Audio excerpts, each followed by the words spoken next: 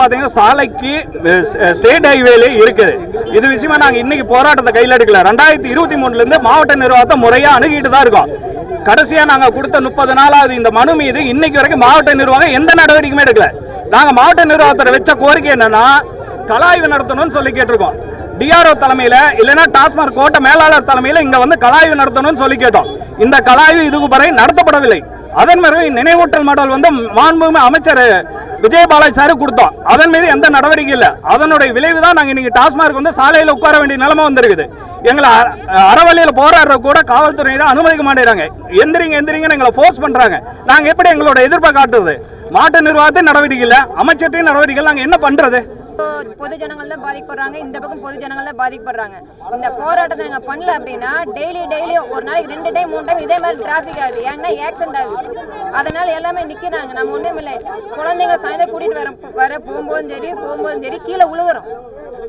உள்ளேருந்து நம்ம நல்லா லைசன்ஸ் எடுக்கிறோம், எல்லாம் ப்ராப்பராக எல்லாமே பண்ணுறாங்க.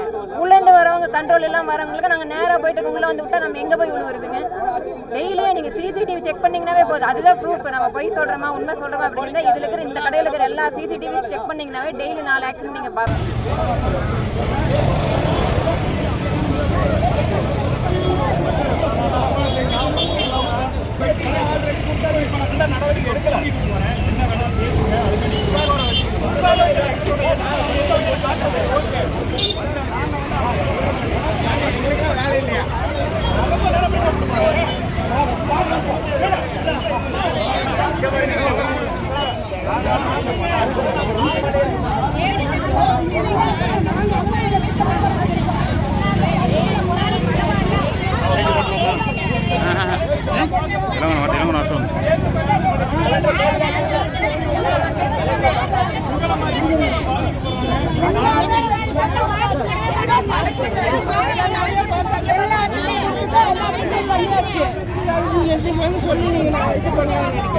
நைட் நேரம் இந்த பக்கம் உள்ள கூட போக முடியல. எங்கனால